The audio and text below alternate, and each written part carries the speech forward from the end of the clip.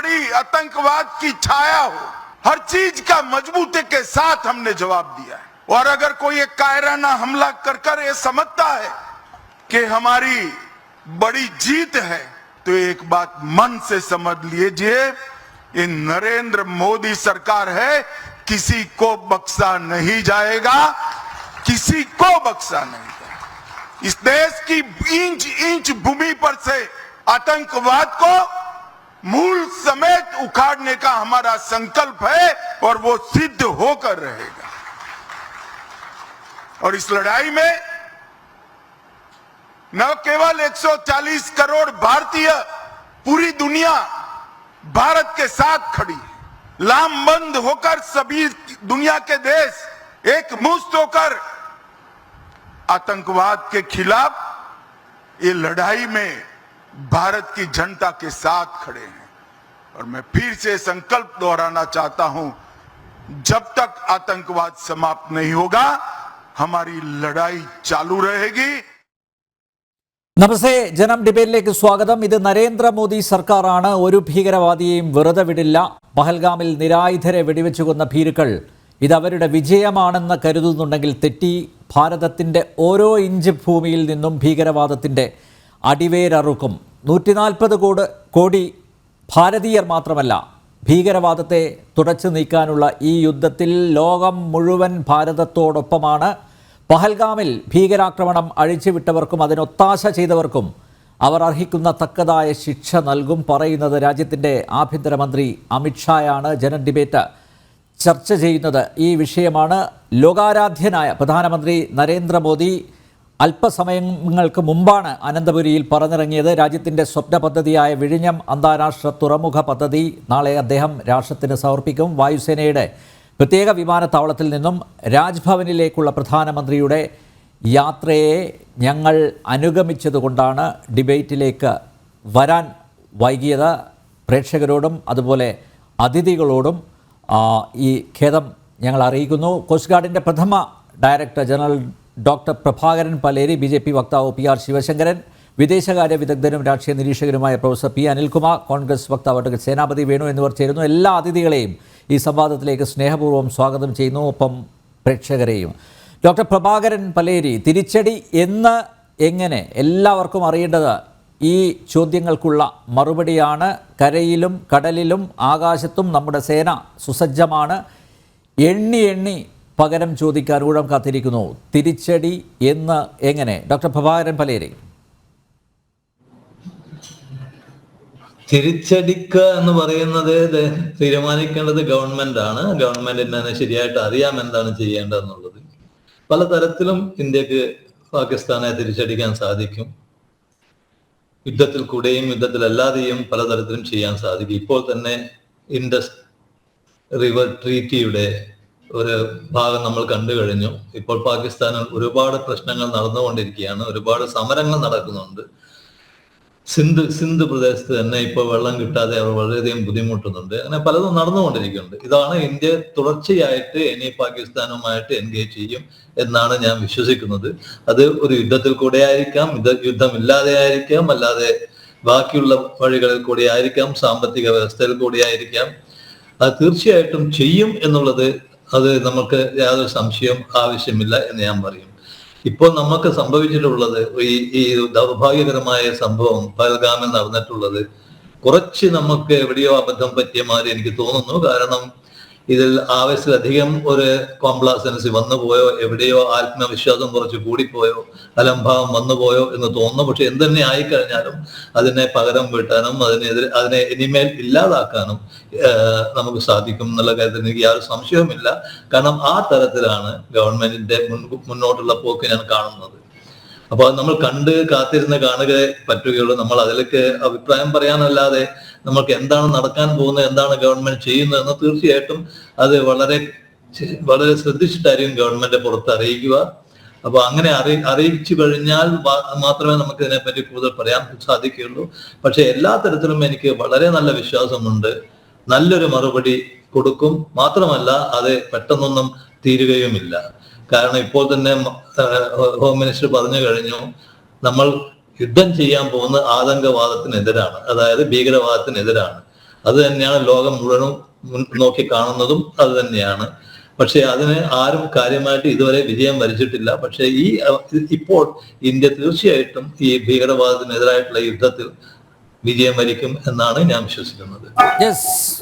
PR Sivasankar, കേന്ദ്ര ആഭ്യന്തരമന്ത്രി അമിത്ഷായുടെ വാക്കുകൾ പ്രചോദനം നൽകുന്നതാണ്. പക്ഷേ നോക്കൂ, ഇത്ര ദിവസമായിട്ട് പഹൽഗാം ഭീകരാക്രമണം കഴിഞ്ഞ് ഇത്ര ദിവസമായിട്ടും തിരിച്ചടി വൈകിയാണ് എന്ന രീതിയിൽ സാമൂഹ്യ മാധ്യമങ്ങളിലടക്കം അങ്ങനെ ഒരു പ്രചരണം നടക്കുന്നുണ്ട്. ഭാരതത്തിന് കെൽപ്പില്ല എന്ന രീതിയിൽ പ്രചരണം നടക്കുന്നുണ്ട്. നമുക്കറിയാം ഭാരതത്തിനകത്ത് തന്നെ ഭാരതത്തിൻ്റെ ശത്രുക്കളുണ്ട്. ആ കോണുകളിൽ നിന്നാണ് ഇത്തരത്തിലുള്ള പ്രചരണങ്ങൾ നടക്കുന്നത്. അനിൽ, നമ്മളൊരു കാര്യം മനസ്സിലാക്കേണ്ടത്, ആധുനിക കാലഘട്ടത്തിൽ യുദ്ധം എന്നുള്ളത് വെറും യുദ്ധ ഉപകരണങ്ങൾ കൊണ്ട് അന്യോന്യം ശത്രു രാജ്യങ്ങളിലെ ആളുകളെ വെടിവെച്ച് ഇടുന്നത് മാത്രമല്ല. യുദ്ധത്തിന്റെ വിജയം ഒരു ആർട്ട് ഓഫ് വാർ എന്ന ഒരു ചൈനീസ് പുസ്തകമുണ്ട്. ഇന്നും it is considered as one of the best ഒരു സൈനിക പുസ്തകമായി, ഒരു ടെക്സ്റ്റ് ബുക്കായിട്ടാണ് ലോകം മുഴുവൻ അംഗീകരിച്ചിട്ടുള്ളത്. ആ പുസ്തകത്തിൽ പറയുന്ന ഒരു കാര്യമുണ്ട്, യുദ്ധത്തിന് തുടങ്ങുമ്പോൾ തന്റെ യുദ്ധതന്ത്രങ്ങൾ, യുദ്ധ സാമഗ്രികൾ അത് ശക്തിപ്പെടുത്തുവാനും മൂർച്ച കൂട്ടുവാനുമാണ് 75% ഉപയോഗിക്കേണ്ടത്. ബാക്കി 25% അവസാനത്തെ ചില മണിക്കൂറുകൾ മാത്രമാണ് യുദ്ധം ചെയ്യുവാൻ നമ്മൾ പ്രയോഗിക്കേണ്ടത് എന്ന് ആർട്ട് ഓഫ് വാറിൽ പറയുന്നു. അത് വളരെ വ്യക്തമായ കാര്യമാണ്. എനിക്ക് തോന്നുന്നത് സത്യത്തിൽ കേന്ദ്ര സർക്കാരും അമിത്ഷയും നരേന്ദ്രമോദിയും ചെയ്യുന്നത് യുദ്ധത്തിന് മുൻപ് തന്നെ പാകിസ്ഥാനെ തോൽപ്പിച്ചു കഴിഞ്ഞു. ഒരു വെടിയുണ്ടയും പുറത്തേക്ക് വരുന്നതിന് മുമ്പ് തന്നെ പാകിസ്ഥാൻ ഏതാണ്ട് പൂർണ്ണമായി പരാജയപ്പെട്ട ഒരവസ്ഥയിലാണ് ഉള്ളത്. ഞാൻ അതിന് പ്രധാനപ്പെട്ട 2-3 കാര്യങ്ങൾ ഞാൻ മാത്രം പറയാം. ഒന്ന്, ഇന്ന് നോക്കൂ, ഒരു രാജ്യാന്തര തലത്തിൽ ഒരു പക്ഷേ ഇന്ന് 99% രാജ്യങ്ങളും ഇന്ത്യയോടൊപ്പമാണ്, ഇന്ത്യയെ അംഗീകരിക്കുകയാണ്, അതല്ലെങ്കിൽ പാകിസ്ഥാനെ അപലപിക്കുകയാണ്.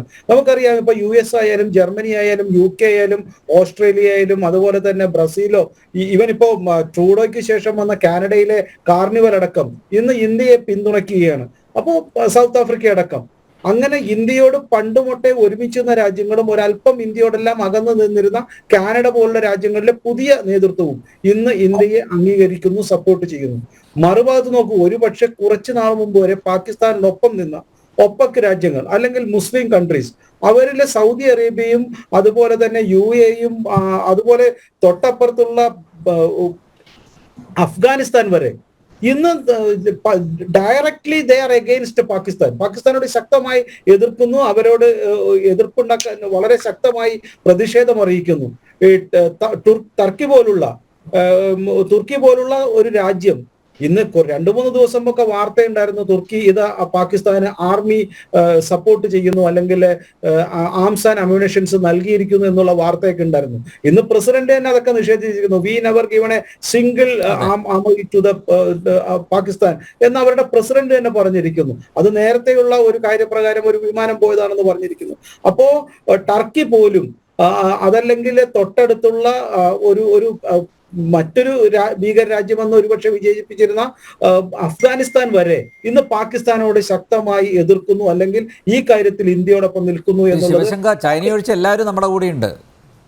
സത്യം, ചൈന ഒഴിച്ച്. അതുകൊണ്ടാണ് 99% രാജ്യങ്ങളും പാകിസ്ഥാൻ എതിരായിരിക്കുന്നു എന്നുള്ളത്. യുദ്ധത്തിന് മുൻപ് തന്നെ പാകിസ്ഥാൻ പരാജയപ്പെട്ടു എന്നുള്ളതിന്റെ തെളിവാണ്, ഒരു സംശയവുമില്ല.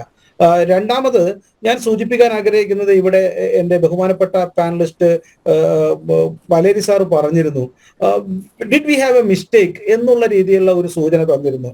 എനിക്ക് മനസ്സിലാക്കാൻ കഴിഞ്ഞിട്ടുള്ളത്, ഇത്തരം ആക്രമണങ്ങൾ നടക്കുന്നതിന് മുമ്പ് അവിടെ എങ്ങനെയാണോ ഈ സംഭവങ്ങൾ ഉണ്ടായത് അതിന്റെ ഒരു ഡീറ്റെയിൽഡ് ഇൻഫർമേഷൻ കഴിഞ്ഞ കുറച്ച് ദിവസം മുമ്പ് ഫിലിപ്പ് ക്യാമ്പൽ എന്നുള്ള ഒരു സൈനിക മേധാവി, ലഫ്റ്റനന്റ് കേണൽ, അദ്ദേഹമാണ് അവിടെ കഴിഞ്ഞ 2 തവണയും റിപ്പോർട്ട് കൊടുത്തിട്ടുള്ളത്. അതിന്റെ ഏറ്റവും പ്രധാനപ്പെട്ട 2 അറ്റാക്കിന് ശേഷം റിപ്പോർട്ട് കൊടുത്തിട്ടുള്ളത്.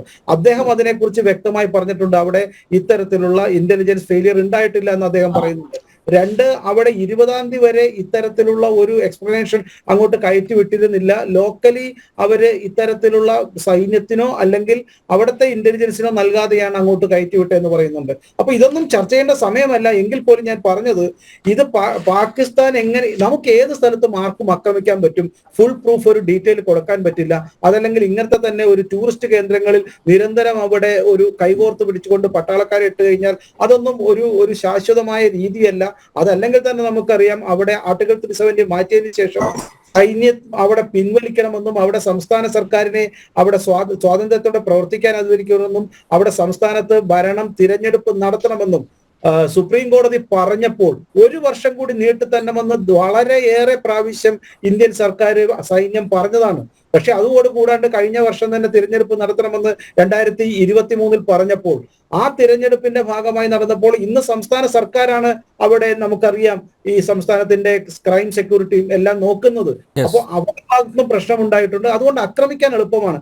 ഞാൻ പറഞ്ഞു വരുന്നത്, സൈന്യം, യുദ്ധം ഇതെല്ലാം ഒരു ഭാഗത്താണ്. പക്ഷേ മറ്റൊരു ഭാഗത്ത് ഇന്ത്യൻ സർക്കാർ പാകിസ്ഥാനെ ഒറ്റപ്പെടുത്തിയിരിക്കുന്നു. ഞാൻ മനസ്സിലാക്കുന്നത് യുദ്ധത്തിന് ഒരുപക്ഷെ കുറച്ചുകൂടി സമയം വേണ്ടി വരും. കാരണം തൊട്ടടുത്തുള്ള നെൽപ്പാടങ്ങളൊക്കെ വിളഞ്ഞു നിൽക്കുന്നു, കർഷകർക്ക് അത് വിതച്ചത് കൊയ്തെടുക്കേണ്ടി വരും.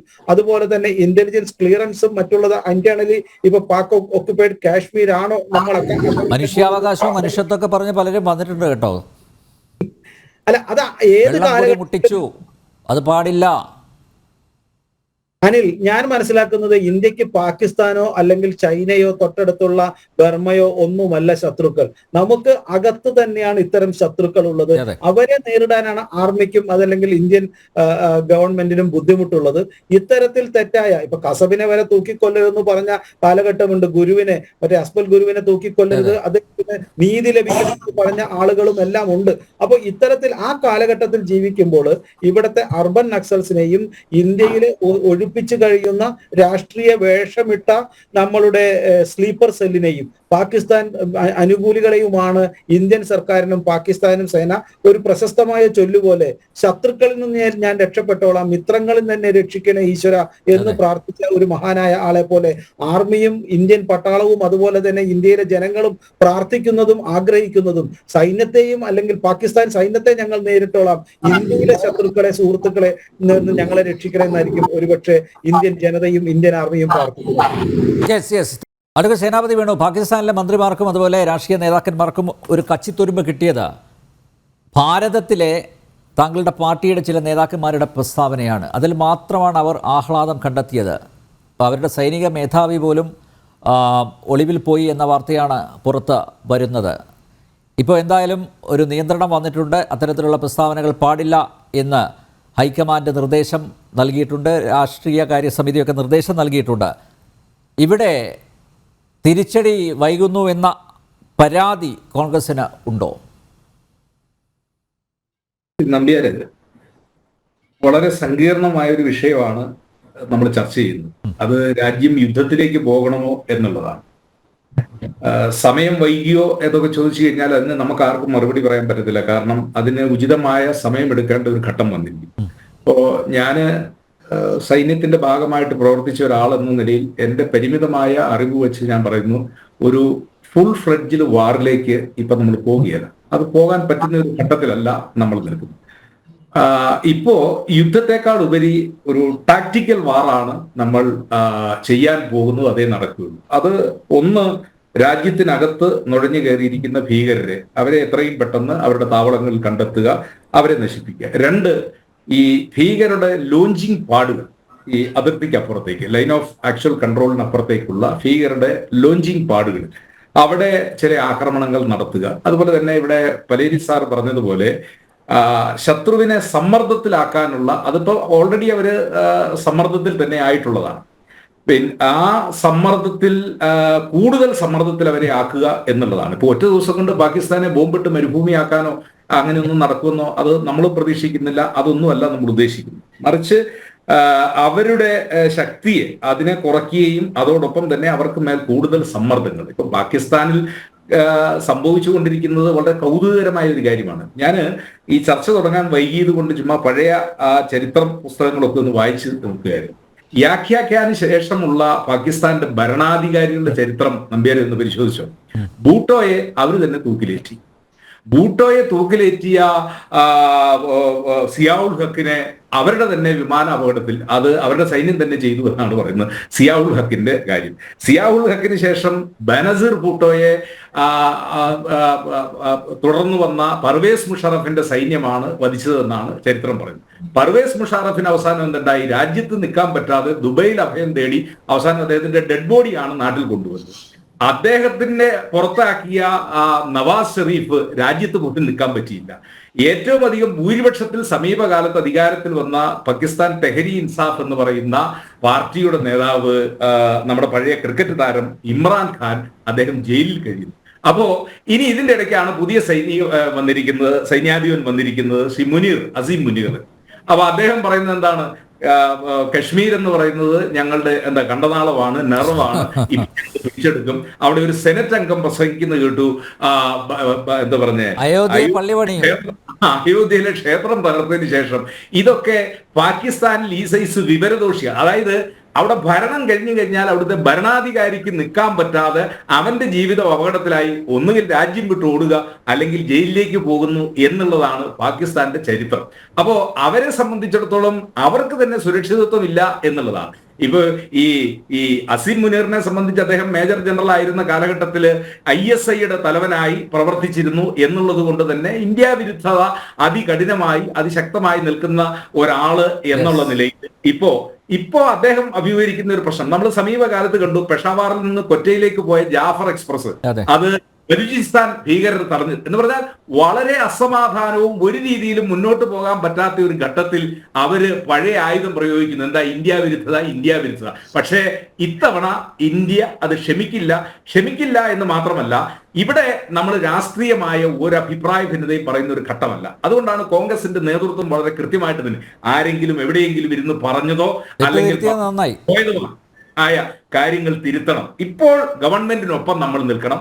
ഗവൺമെന്റ് ഇന്ന് പ്രവർത്തിക്കുമോ നാളെ പ്രവർത്തിക്കുമോ അത് നമുക്ക് എന്താ പറഞ്ഞേ പുറത്തിരുന്ന് നമുക്ക് പറയാൻ പറ്റത്തില്ല. അതിനൊക്കെ വലിയ വിദഗ്ധന്മാരും തന്ത്രശാലികളും അവരുടെയൊക്കെ പ്രവർത്തനങ്ങൾ ഏതൊക്കെ ടാർഗറ്റിലാണ് ആക്രമണം നടത്തേണ്ടത് എന്നുള്ളതൊക്കെ വളരെ കൃത്യമായിട്ട് തന്നെ തീരുമാനിക്കും എന്നുള്ള കാര്യത്തിൽ തർക്കമില്ല. പക്ഷേ ഞാൻ വിശ്വസിക്കുന്നത് ഒരു തുറന്ന യുദ്ധത്തിലേക്ക് പോകാൻ അത് ലോകം പോലും അനുവദിക്കില്ല. കാരണം എന്താണെന്ന് വെച്ച് കഴിഞ്ഞാൽ അങ്ങനെ ഒരു ഘട്ടം വന്നു കഴിഞ്ഞാൽ ലോകരാഷ്ട്രങ്ങളുടെ ഇടപെടൽ ഉണ്ടാവും. നമ്മളെ സഹായിക്കുന്ന രാജ്യങ്ങളാണ് ഇപ്പോൾ 90% ഉള്ളത്.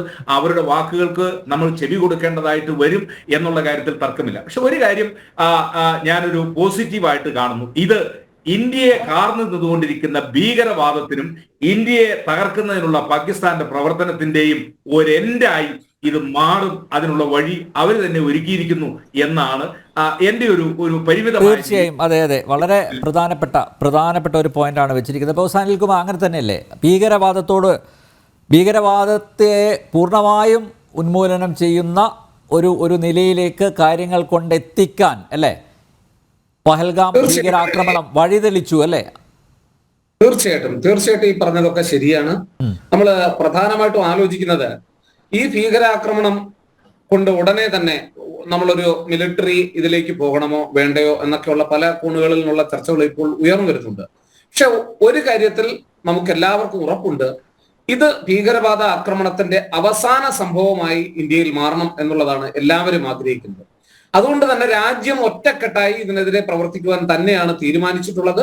അതിലിപ്പോൾ സേനാപതി വേണു വളരെ കൃത്യമായി പറഞ്ഞു കഴിഞ്ഞു, കോൺഗ്രസിന്റെ നിലപാട് വ്യക്തമാക്കുകയും ചെയ്തു. സന്തോഷപൂർവ്വം സ്വാഗതം ചെയ്യുന്നു. പക്ഷെ നമ്മൾ ശ്രദ്ധിക്കേണ്ടുന്ന ഒരു കാര്യം, വിവിധ കോണുകളിൽ നിന്ന് ജനങ്ങളുടെ ആശയ അഭിലാഷങ്ങൾക്ക് അനുസരിച്ച് എപ്പോഴും ഒരു സൈന്യത്തിന് പ്രവർത്തിക്കാൻ കഴിയില്ല എന്ന് മനസ്സിലാക്കണം. അതിന് തന്ത്രപരമായിട്ട് ഇവിടെ ശ്രീശങ്കരൻ സൂചിപ്പിച്ചു, തന്ത്രപരമായിട്ടുള്ള ചില സമീപനങ്ങൾ കൈക്കൊള്ളതായിട്ടുണ്ട്. അദ്ദേഹം സൻസുവിന്റെ ആർട്ട് ഓഫ് വാറിനെ കുറിച്ചൊക്കെ പറഞ്ഞു. നമ്മുടെ രാജ്യത്ത് നിന്ന് പാകിസ്ഥാനെ കാണുന്നത് ഭീകരവാദത്തിന്റെ ഒരു ഫാക്ടറിയായി തന്നെയാണ്. അതേസമയം തന്നെ അവിടുത്തെ ജനത എന്ന് പറയുന്നത് നമ്മുടെ അയൽ രാജ്യത്തെ നമ്മുടെ സഹോദരന്മാരായിട്ടുള്ള ജനതയുമാണ്. ഈ രണ്ട് കാര്യങ്ങളും ഭാരതത്തിന്റെ മനസ്സിൽ ഉണ്ടായിരുന്നത് കൊണ്ടാണ് ഒരുപാട് സൗജന്യങ്ങൾ നമ്മൾ ഒരിക്കലും ചർച്ചയിൽ പോലും കൊണ്ടുവരാതെ പാകിസ്ഥാന് നൽകിക്കൊണ്ടിരുന്നത്. സിന്ധു നദീജല കരാറിലൂടെ അനുസ്യൂതം ഒഴുകുന്ന നദിയായാലും അതിൽ നിന്ന് ലഭിക്കുന്ന വെള്ളമായാലും ധാരാളം വാണിജ്യമായാലും നമ്മുടെ വ്യോമ മേഖലയായാലും ഒക്കെ പാകിസ്ഥാനുമായി ഒരു സഹകരണത്തിന് തയ്യാറാവുകയും അതുവഴി അവരുടെ സാമൂഹ്യ ജീവിതത്തിന് സുരക്ഷയും സന്തോഷവും ഉറപ്പുവരുത്തുവാനാണ് ഭാരതം എന്ന് പറയുന്ന രാഷ്ട്രം പല വിട്ടുവീഴ്ചകളും ചെയ്തത്. എന്നാൽ അതിനെയൊക്കെ പുല്ലുവില കൊടുത്തുകൊണ്ട് പാകിസ്ഥാനെ ഒരു ലോഞ്ചിങ് പാടായി ഉപയോഗിച്ചുകൊണ്ട് ഭീകരർ വരുമ്പോ ഇതൊന്നും ഞങ്ങൾക്കറിയില്ലേ രാമനാരായണ എന്ന് പറഞ്ഞ് ഓരോ പ്രാവശ്യവും കൈ കഴുകുന്ന ഒരു പാകിസ്ഥാനെയാണ് നമ്മൾ കണ്ടത്. എന്നാൽ നരേന്ദ്രമോദി അധികാരത്തിൽ വന്നതിന് ശേഷം ഇന്ത്യയുടെ വിദേശ നയത്തിൽ ഒരു കാതലായ വ്യത്യാസം വന്നിട്ടുണ്ട്. അടിച്ചതിന് ശേഷം തിരിച്ചടിയെ കുറിച്ച് ആലോചിക്കുക മാത്രമല്ല, തിരിച്ചടി കൊടുത്തതിന് ശേഷം സംസാരിക്കുക എന്നുള്ള ഒരു പദ്ധതി നമ്മൾ ആസൂത്രണം ചെയ്തിട്ടുള്ളതാണ്. മാത്രമല്ല നമ്മുടെ നയം തുടക്കത്തിലെ നമ്മൾ വ്യക്തമാക്കുകയും ചെയ്തു. അത് ബാലക്കോട്ട് ആക്രമണമായാലും ബാക്കിയുള്ള കാര്യങ്ങളായാലും ഓരോ സംഭവങ്ങൾ എടുത്ത് നോക്കിയാൽ അത് വളരെ കൃത്യമായി പറഞ്ഞിട്ടുണ്ട്. പക്ഷേ ഇന്ന് നമ്മളെ ആക്രമിച്ചു അല്ലെങ്കിൽ നമുക്കൊരു അപകടം ഉണ്ടായി എന്നാൽ നാളെ തന്നെ തിരിച്ചടി കൊടുക്കാം എന്നുള്ളതല്ല. നോക്കൂ, ഇന്ത്യ എടുത്തിട്ടുള്ള ഓരോ നടപടിയും വളരെ ആലോചിച്ചുറപ്പിച്ചിട്ടുള്ള നടപടിയാണ്. എന്താണ് ആക്രമണം ഉണ്ടായാൽ നമ്മൾ ആദ്യം ചെയ്യേണ്ടത്? ആദ്യം ആ ഭീകരവാദികളെ പിടിക്കുക എന്നുള്ളതാണ്. 2, ആ ഭീകരവാദികൾക്ക് സഹായം എത്തിച്ചവരെയും അവരുടെ ലോഞ്ചിങ് പാഡിനെയും തകർക്കുക എന്നുള്ളതാണ്. ഇന്ത്യ ഇപ്പോഴതാണ് ചെയ്തുകൊണ്ടിരിക്കുന്നത്. 3, ഈ കാര്യങ്ങളൊക്കെ ഇതര അന്തർദേശീയ സമൂഹത്തെ ബോധ്യപ്പെടുത്തുക എന്നുള്ളതാണ്. അതിനുവേണ്ടി നമ്മുടെ നരേന്ദ്രമോദി തന്നെ 2-3 ദിവസത്തിനുള്ളിൽ 12-13 ലോകരാഷ്ട്ര നേതാക്കന്മാരെയാണ് ഫോണിൽ വിളിച്ച് കാര്യങ്ങൾ അവതരിപ്പിച്ചത്. അത് കൂടാതെ 10-20 രാജ്യങ്ങളിലുള്ള നമ്മുടെ ദേശത്തിന്റെ പ്രതിനിധികളെ വിളിച്ചു വരുത്തി നമ്മൾ കാര്യങ്ങൾ വിശദീകരിച്ചു. അപ്പൊ അവിടെയൊക്കെ എല്ലാവരും തെളിവ് വേണം എന്ന് പറഞ്ഞു കഴിഞ്ഞാൽ ഇതൊക്കെ തെളിവൊക്കെ എല്ലാ രാജ്യങ്ങളുടെയും പക്കലുണ്ട്. കാരണം അമേരിക്കയുടെ പാർലമെന്റിൽ പോലും നിരന്തരമായി പാകിസ്ഥാൻ ഭീകരവാദത്തെ സഹായിക്കുന്നു, അമേരിക്ക കൊടുത്തിട്ടുള്ള ധനസഹായം ഭീകരവാദത്തിന് ഒളിഞ്ഞും തെളിഞ്ഞും ഉപയോഗിച്ചിട്ടുണ്ടെന്ന് പാകിസ്ഥാന്റെ പാർലമെന്റിൽ സമ്മതിച്ചിട്ടുള്ളതാണ് പാകിസ്ഥാൻ പ്രധാനമന്ത്രി പോലും. ഇതൊക്കെ നമുക്ക് എല്ലാവർക്കും അറിയാവുന്ന കാര്യമാണ്. പിന്നെ ഇപ്പൊ ഉണ്ടാകിയ പഹൽഗാം ആക്രമണവുമായി ബന്ധപ്പെടുത്ത് അതിന്റെ തെളിവുകൾ തീർച്ചയായിട്ടും അതിന്റെ ഡിജിറ്റൽ മാപ്പിംഗ് ഇന്ത്യക്കുണ്ട്. അതൊക്കെ ഇന്ത്യ നൽകിയിട്ടുണ്ട്. അതേസമയം തന്നെ കൂടുതൽ തെളിവുകൾ നമുക്ക് നൽകേണ്ടതായിട്ടുണ്ട്. കാരണം ഇന്ത്യ വളരെ പക്വതയോടെ പ്രതികരിക്കുന്ന ഒരു രാജ്യമാണ്. നമ്മുടെ ഒരു തരത്തിൽ നമ്മുടെ നീതിന്യായ സംവിധാനം പോലും പറയുന്നത് എന്താ? 1000 കുറ്റവാളികൾ രക്ഷപ്പെട്ടാൽ പോലും ഒരു നിരപരാധി ശിക്ഷിക്കുവാൻ പാടില്ല എന്നുള്ള നയം അന്തർദേശീയ രംഗത്ത് ഉൾപ്പെടെ പുലർത്തുന്ന രാജ്യമാണ് ഇന്ത്യ. അതുകൊണ്ട് തന്നെ നമ്മൾ തീർച്ചയായും അവരുടെ കൂടാരം കണ്ടെത്തി തകർക്കുക തന്നെ ചെയ്യും. പിന്നെ ഇവിടെ സേനാപതി പറഞ്ഞതുപോലെ ഒരു പ്രധാനപ്പെട്ട കാര്യമുണ്ട്. അത് പ്രഭാകരൻ സാർ വളരെ കൃത്യമായി പറഞ്ഞു. അതായത് നമുക്ക് ഇനി ഒരു കാലഘട്ടത്തിൽ ഒരു രാജ്യത്തിനും ആണവായുധം പ്രയോഗിക്കുക എന്ന് പറയുന്ന അത്ര എളുപ്പമുള്ള ഒരു കാര്യമല്ല. അങ്ങനെ ആരും പ്രയോഗിക്കില്ല. നിങ്ങൾ ആലോചിച്ച് നോക്കൂ, നമ്മളെ കാർഗിൽ യുദ്ധ സമയത്ത് ഒരാഴ്ച 18 തവണയാണ് പാകിസ്ഥാന്റെ പ്രസിഡന്റ് പറഞ്ഞത് ഞങ്ങൾ ആണവായുധം ഉപയോഗിക്കുന്നു. ഇന്ത്യ അതിർത്തി ഭേദിച്ച് എന്തെങ്കിലും ഒരു ആക്രമണം നടത്തിയാൽ ഞങ്ങൾ ഉടനെ ആണവായുധം പ്രയോഗിക്കുമെന്ന് പറഞ്ഞേക്കാണ്. നമ്മൾ അതിനുശേഷം എത്രയോ ആക്രമണം നടത്തി, നമ്മൾ അതിനകത്ത് സർജിക്കൽ സ്ട്രൈക്ക് നടത്തിയില്ലേ, അവർ പ്രയോഗിച്ചു. ഒരു രാജ്യത്തിനും ആണവായുധം പ്രയോഗിക്കാൻ കഴിയുന്ന സാഹചര്യം നിലവിലില്ല എന്ന് മനസ്സിലാക്കണം. അതേസമയം തന്നെ നമ്മുടെ ലക്ഷ്യം നേടിയെടുക്കുന്നതിന് വേണ്ടി സർജിക്കൽ സ്ട്രൈക്കുകളോ അല്ലെങ്കിൽ ലിമിറ്റഡ് വാറിലേക്കോ ഇന്ത്യ പോകാനുള്ള സാധ്യതയാണ് കാണുന്നത്. തീർച്ചയായും ഇന്ത്യ തിരിച്ചടി കൊടുക്കുമെന്ന് ഇന്ത്യയുടെ പ്രധാനമന്ത്രിയും ആഭ്യന്തരമന്ത്രിയും സുരക്ഷാകാര്യ വകുപ്പും ഇതിനോടകം തന്നെ വ്യക്തമാക്കിയിട്ടുണ്ടെങ്കിൽ അത് സംഭവിച്ചിരിക്കും എന്ന് തന്നെയാണ് നമ്മൾ ഉറപ്പിച്ച് വിശ്വസിക്കേണ്ടത്, വിലയിരുത്തേണ്ടത്. പ്രഭാകരൻ സാർ, പാകിസ്ഥാന്റെ ഭാഗത്തു നിന്ന് പാകിസ്ഥാൻ മന്ത്രിസഭയിലുള്ളവർ, അതുപോലെ സെനറ്റർമാർ, അതുപോലെ അവിടുത്തെ രാഷ്ട്രീയ കക്ഷി നേതാക്കന്മാർ ഇവരൊക്കെ വാക്കുകൾ മൂർച്ച കൂട്ടി പലതും വിളിച്ച് പറയുന്നുണ്ട്, മാത്രമല്ല വെല്ലുവിളിക്കുന്നുണ്ട്. പക്ഷേ അക്ഷരാർത്ഥത്തിൽ പാകിസ്ഥാൻ ഭയക്കുന്നുണ്ടാവില്ലേ ഇന്ത്യയുടെ പ്രത്യാക്രമണത്തെ?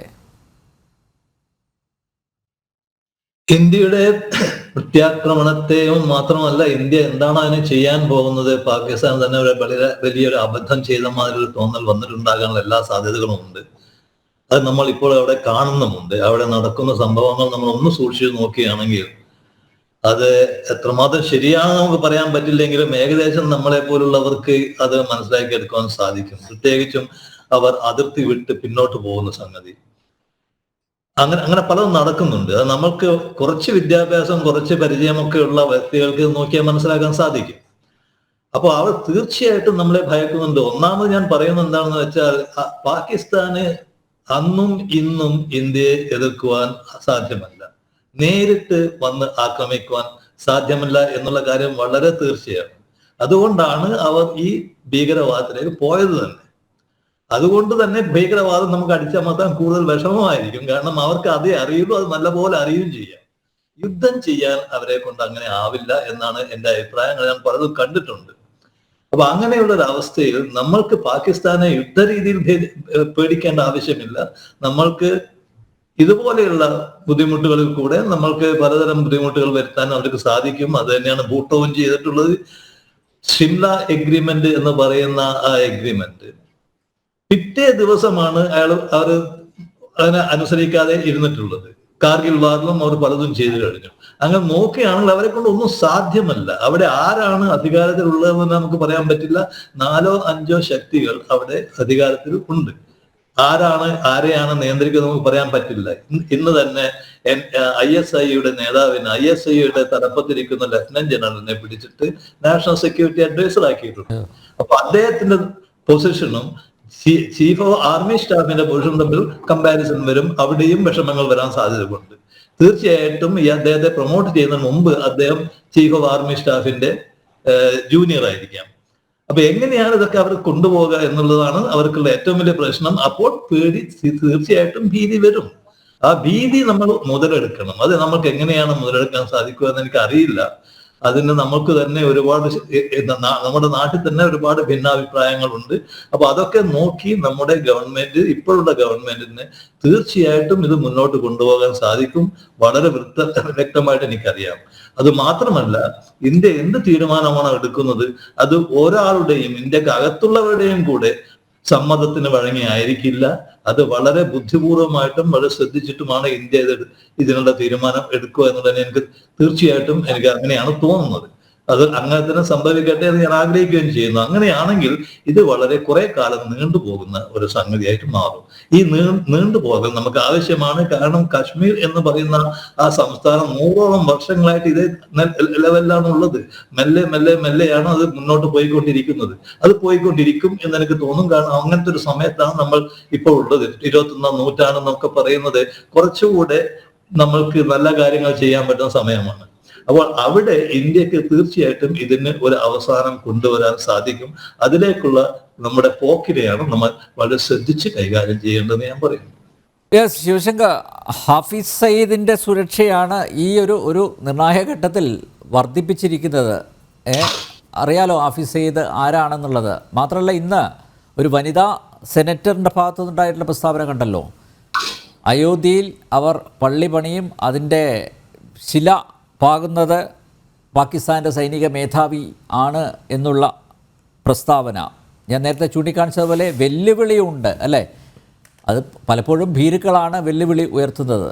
പക്ഷേ ഇവരെ കൊണ്ടൊന്നും ചെയ്യാൻ സാധിക്കില്ല, ഒരു ചുക്കും ചെയ്യാൻ സാധിക്കില്ല എന്ന് തന്നെയല്ലേ മനസ്സിലാക്കേണ്ടത്? അനിൽ, ഞാൻ മനസ്സിലാക്കുന്നത് പാകിസ്ഥാനിലെ ആർമിയുടേതാണെങ്കിലും അവിടുത്തെ രാഷ്ട്രീയ നേതാക്കളുടെ ആണെങ്കിലും അവരുടെ നിലനിൽപ്പ് ഇന്ത്യ വിരുദ്ധത എത്രത്തോളം ശക്തിയായി പറയാൻ പറ്റും, അല്ലെങ്കിൽ ഹിന്ദു വിരുദ്ധത എത്രത്തോളം മോശമായ ഭാഷയിൽ പ്രസംഗിക്കാൻ പറ്റും എന്നതിനെ കുറിച്ചിട്ടാണ് അവിടെ പല നിലനിൽപ്പുകളും. പക്ഷെ കാര്യങ്ങൾ മാറിയിരിക്കുന്നു. അവിടെ ഒരു നല്ല ഭൂരിപക്ഷം ആളുകൾ ഇന്ത്യയുമായിട്ട് സഹവർത്തിത്വം വേണമെന്ന് ആഗ്രഹിക്കുന്ന ഒരു പുതിയ തലമുറ, സ്വാതന്ത്ര്യം കുറച്ചുകൂടി നല്ല രീതിയിൽ വേണം, ഇവിടുത്തെ വികസനം അങ്ങോട്ട് വരണമെന്ന് ആഗ്രഹിക്കുന്ന ഒരു പുതിയ തലമുറ കൂടി ഉണ്ട് എന്നതും സംശയമില്ല. പക്ഷെ തീവ്രവാദം അതിന്റെ മറ്റൊരു രൂപത്തിൽ അവിടെ വിജയത്തിന് വേണ്ടിയിട്ട്, അല്ലെങ്കിൽ കുറച്ചു നാൾ കൂടി വിജയം എക്സ്റ്റെൻഡ് ചെയ്യാൻ വേണ്ടിയിട്ട് നടത്തുന്നു എന്ന കാര്യം നമുക്കറിയാം. പക്ഷെ ഒരു കാര്യം ഉറപ്പാണ്, ഇവിടെ ശ്രീ പാലേരി സാറൊക്കെ പറഞ്ഞതുപോലെ ഇന്ത്യയോട് ഒരിക്കലും കടപിടിക്കുവാനോ അല്ലെങ്കിൽ ഇന്ത്യയോടൊപ്പം നിൽക്കുവാനോ പാകിസ്ഥാന് സാധ്യമല്ല. കാരണം GDP സൈസ് തന്നെ നമ്മുടെ ഏതാണ്ട് 4 ട്രില്യൺ ആവുമ്പോൾ അവരുടെ ഏതാണ്ട് 373 ബില്യൺ ആണ്. 42ാം സ്ഥാനമാണ് ലോകത്ത്. നമ്മൾ 4ാമത്തെ സ്ഥാനമാകാൻ പോകുന്നു. അതുപോലെ തന്നെ സാമ്പത്തിക സ്ഥിതിയിൽ നമ്മൾ അത്രയേറെ മുന്നിലാണ്. സൈന്യത്തിന്റെ കരുത്തിന്റെ ശക്തിയിലായാലും അപ്പോൾ അവർക്ക് ഒരിക്കലും ഒരു നേരിട്ട് യുദ്ധം ചെയ്ത് ഇന്ത്യയോട് ഒരു ദിവസമോ 2 മണിക്കൂറോ പോലും പിടിച്ചു നിൽക്കാൻ സാധിക്കില്ല എന്ന് എല്ലാവർക്കും അറിയാം. പാലേരി സാർ അത് പറഞ്ഞു കഴിഞ്ഞു. പക്ഷെ ഇവിടെ ഭയക്കേണ്ടത്, അതേപോലെ മറ്റൊരു കാര്യം മനസ്സിലാക്കേണ്ടത്, ഇന്ന് പാക് ഒക്കുപ്പൈഡ് കാശ്മീരിൽ നിന്ന് ഏതാണ്ട് 1000ഓളം സ്കൂളുകൾ, റിലീജിയസ് ഡെഫിനറ്റ്ലി സ്കൂൾസ്, അത് മുഴുവൻ മാറ്റുന്നു എന്ന് പറഞ്ഞാൽ, ഒന്ന്, അവിടെ റിലീജിയസ് സ്കൂളുകൾ മാത്രമേ ഉള്ളൂ പാക് ഒക്കുപൈഡ് കാശ്മീരിൽ, ഇൻഡസ്ട്രി ഇല്ല എന്ന് മനസ്സിലാക്കണം. അത് അടച്ചുപൂട്ടുന്നു, അവർ രക്ഷപ്പെടുന്നു എന്ന് പറഞ്ഞാൽ തീർച്ചയായിട്ടും അവർക്കറിയാം എന്താണ് അടുത്ത ദിവസങ്ങളിൽ സംഭവിക്കാൻ പോണതെന്നും അവർ ഭീരുക്കളായി മാറിയിരിക്കുന്നു. അതിപ്പോ സൈന്യാധിപൻ ഒളിച്ചുകൂടുന്നു, അവിടുത്തെ ഓരോരുത്തരെയും അജ്ഞാതനിൽ നിന്ന് ഭയപ്പെട്ടുകൊണ്ട് പുതിയ ഒളിസങ്കേതങ്ങളിലേക്ക് മാറ്റുന്നു എന്നുള്ളതെല്ലാം ഒരു വാർത്തയല്ലാതായി മാറിയിരിക്കുന്നു. അവർ എല്ലാവരും ഭീതിയിലാണ്. അത് ലാഹോർ മാത്രമല്ല, അതിപ്പോ ബലൂചിസ്ഥാന്റെ പല ഭാഗങ്ങളും ഇന്ന് സൈന്യത്തിന്റെ കീഴിലേ അല്ല, ആർമിയുടെ കീഴിലല്ല, പാകിസ്ഥാൻ ഒരു നിയന്ത്രണവുമില്ല, മറ്റു പലരുമാണ് ഭരിക്കുന്നത് എന്നതും നമുക്കറിയാം. അപ്പൊ Pakistan is A failed nation, ഒരു സംശയവുമില്ല. അങ്ങനത്തെ ഒരു രാജ്യം അല്ലെങ്കിൽ പകുതിയാണോ എന്ന് പറഞ്ഞുകൂടാ. ഞാൻ ഒരു കാര്യം കൂടി വളരെ സന്തോഷത്തോടെ പറയാൻ ആഗ്രഹിക്കുന്നു. സേനാപതിയുടെ വാക്കുകൾ ഒരു നല്ല കോൺഗ്രസ്സുകാരന് അല്ലെങ്കിൽ ഒരു രാജ്യസ്നേഹമുള്ള അദ്ദേഹത്തിന്റെ പഴയ ഒരു ആർമി ബാക്ക്ഗ്രൗണ്ട് അതെല്ലാം വെച്ചിട്ട് വളരെ ശക്തമായ വാക്കുകളാണ്. അദ്ദേഹം വളരെ ഉചിതമായ ഭാഷയിലാണ് സംസാരിച്ചത്. പക്ഷെ ഒരു കാര്യം കൂടി ഓർക്കണം, 26/11 ശേഷം അദ്ദേഹത്തിന്റെ പാർട്ടിയുടെ ഉയർന്ന നേതാക്കൾ തന്നെ നിരന്തരമായി പറഞ്ഞിരുന്നത് that is A Hindu terrorism, that is A saffron terrorism എന്നാണ് പറഞ്ഞിരുന്നത്. അപ്പൊ 26/11 ശേഷം ഹിന്ദുക്കളെ കുറ്റപ്പെടുത്തുന്നു, അതിനുശേഷം പുൽവാമയിൽ ആർമിയെ കുറ്റപ്പെടുത്തുന്നു. ഇതില് ഇത്തരം ആക്രമണങ്ങൾ, പഹൽഗാമിലെ ആക്രമണത്തിന് ശേഷം ആദ്യമായി കാർഗെ പറഞ്ഞത് എന്താ? It's A failure, it is intelligence failure, it's A collapse എന്നല്ലേ കാർഗെ പറഞ്ഞത്. റോബർട്ട് വധേര എന്താ പറഞ്ഞത്? മിസ്റ്റർ മരുമകനും ഇതൊക്കെ തന്നെയല്ലേ പറഞ്ഞത്. ഞാൻ കൂടുതൽ ദീർഘിപ്പിക്കുന്നില്ല. ഒരു കാലഘട്ടത്തിൽ അല്ലെങ്കിൽ ഈ തരം വരെ സൈന്യാധിപതിയെ പോലുള്ള ആളുകള് വളരെ ഉചിതമായ ഭാഷയിൽ സൈന്യത്തോടൊപ്പവും ഇന്ത്യയോടൊപ്പവും മാതൃരാജ്യ സ്നേഹവും കാണിക്കുമ്പോൾ കോൺഗ്രസിന്റെ രാഷ്ട്രീയം അതായിരുന്നില്ല എന്ന് ഒരു ചെറിയ ഭാഷയിൽ ഞാൻ പറയുന്നു. അത് മാറ്റുന്നതിൽ, അത് സേനാപതിയും അതുപോലെ തന്നെ കോൺഗ്രസിന്റെ ഉയർന്ന നേതൃത്വവും മാറ്റുന്നതിൽ, പ്രത്യേകിച്ച് AK ആന്റണിയും അതുപോലെ തന്നെ ശശി തരൂരും എത്ര ശക്തമായ ഭാഷയിലാണ് ശശി തരൂരെല്ലാം ഈ ഒരു ഭീകരാക്രമണത്തെ പറഞ്ഞതും അതിനെതിരെ പ്രവർത്തിച്ചതും എന്ന് മനസ്സിലാക്കുമ്പോൾ കോൺഗ്രസും ഒരു തിരിച്ചുവരവിന്റെ അല്ലെങ്കിൽ ഒരു ഒരു രാജ്യസ്നേഹത്തിന്റെ ഭാഷയിൽ സംസാരിക്കുവാൻ തക്ക ഉയർന്ന ചിന്താഗതിയിലായി മാറിയിരിക്കുന്നു എന്നുള്ളതിൽ എനിക്ക് ബഹുമാനമുണ്ട്, സ്നേഹമുണ്ട്, അംഗീകരിക്കുന്നു. അതിനെയും ജനങ്ങൾ കാണും, ഒരു സംശയവുമില്ല. ഓക്കെ, രാഷ്ട്രമുണ്ടെങ്കിലല്ലേ രാഷ്ട്രീയം ഉള്ളൂ. സേനാപതി വേണു, പ്രൊഫസർ അനിൽകുമാർ, സമയപരിമിതി കൊണ്ട് ഞാൻ ചർച്ച അവസാനിപ്പിക്കുകയാണ്. ഇവിടെ സെക്കൻഡ് ടേണിലേക്ക് വരാൻ പറ്റിയില്ല, ക്ഷമിക്കുക. ഭാരതത്തിൻ്റെ ഓരോ ഇഞ്ച് ഭൂമിയിൽ നിന്നും ഭീകരവാദത്തിൻ്റെ അടിവേരറുക്കും. ആഭ്യന്തരമന്ത്രി അമിത്ഷാ പറഞ്ഞത് അങ്ങനെയാണ്, അടിവേരറുക്കണം. 140 കോടി ഭാരതീയർ മാത്രമല്ല, ഭീകരവാദത്തെ തുടച്ചു നീക്കാനുള്ള ഭാരതത്തിൻ്റെ ഈ യുദ്ധത്തിൽ ലോകം മുഴുവൻ നമ്മുടെ രാഷ്ട്രത്തോടൊപ്പമാണ്. പഹൽഗാമിൽ ഭീകരാക്രമണം അഴിച്ചുവിട്ടവർക്കും അതിന് ഒത്താശ ചെയ്തവർക്കും അവർ അർഹിക്കുന്ന തക്കതായ ശിക്ഷ നൽകും എന്ന ആഭ്യന്തരമന്ത്രി അമിത്ഷായുടെ വാക്കുകൾ നമുക്ക് മുഖവിലക്കെടുക്കാം. ജന ഡിബേറ്റ് ഇവിടെ പൂർണ്ണമാകുന്നു. ചർച്ചയിൽ പങ്കെടുത്ത എല്ലാ അതിഥികൾക്കും നന്ദിയൊപ്പം പ്രേക്ഷകർക്കും.